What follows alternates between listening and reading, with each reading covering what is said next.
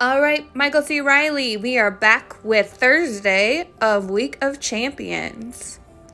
Today we are going to talk about how you are the key to unlock inclusion. Inclusion is when we include everyone. One way we can do this is to show empathy.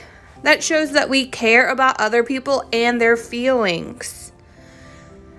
And then we can also be a friend to everyone. That way no one feels left out. Today we are going to learn about autism, and we are also going to learn about some musicians who have overcome obstacles. And now we are going to go to Marvelous Max to learn about autism. Hi there, my name is Charlie and these are my friends, Max, Dev and Sam. When I started Year 6 this year, I was so excited about becoming a peer support leader.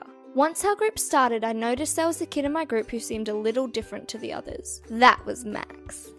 Sometimes I make loud noises, flap my arms and spin round and round because it actually helps me become more relaxed. There is also a lady that comes with me to Charlie's group in case I need to go for a walk or help with understanding what Charlie wants to do in her group.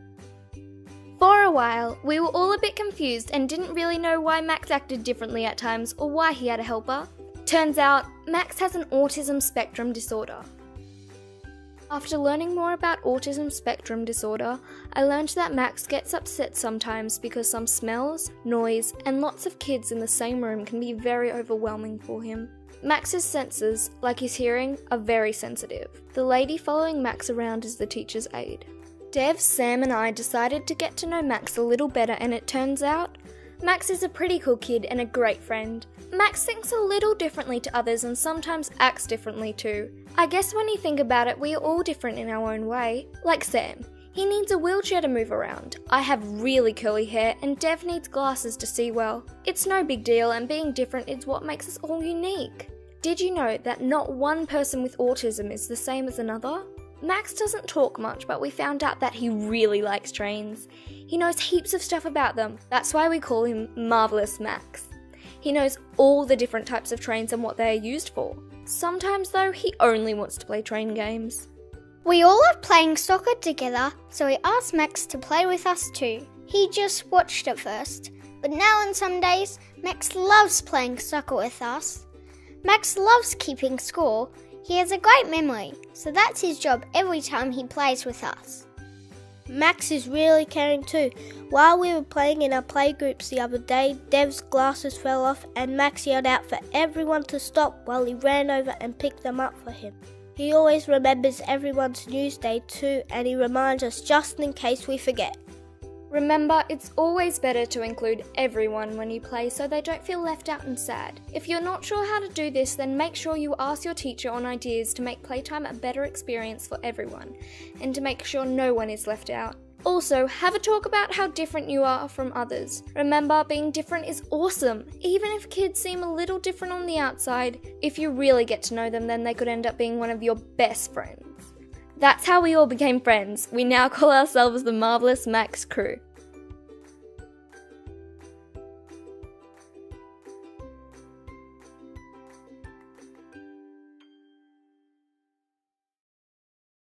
Afternoon.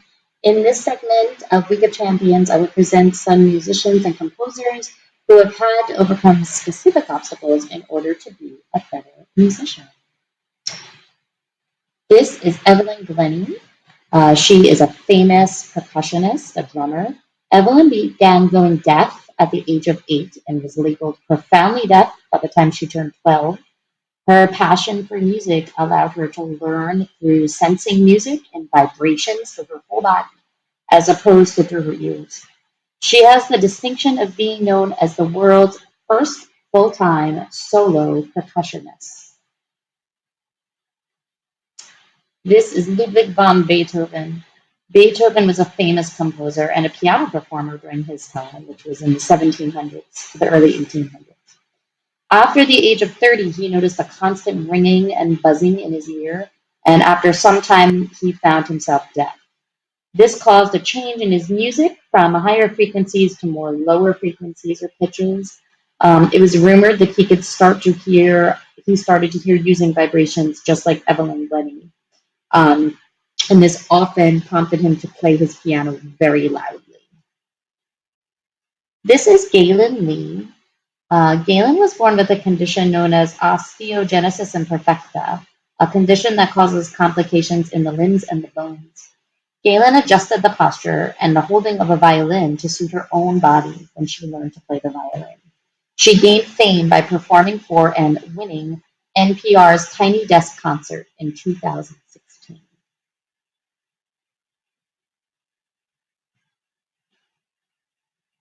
This is the British Paraorchestra, which was formed in 2011 by a father who was a conductor and had a daughter who had cerebral palsy. This orchestra consists of musicians that have a range of disabilities.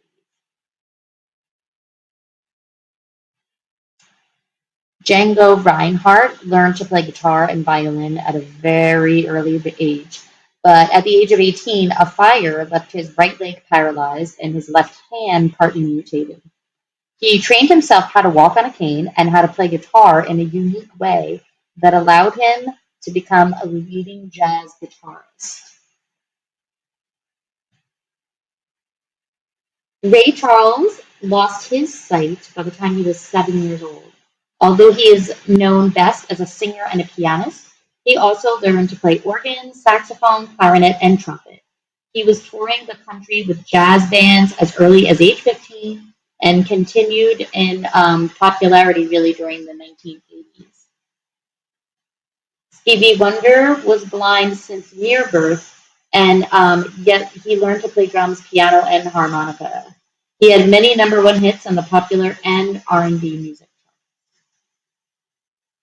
Regardless of your goal, whether it's in learning music or something else, it's important to note that overcoming your obstacles may be much simpler than what many of these composers and performers had to do. So go get it. Tackle whatever monster you're battling, whether it's a disability or something else. Sometimes it could be fear or laziness or lack of knowledge. There are ways, as many of these individuals have shown us, to overcome these obstacles.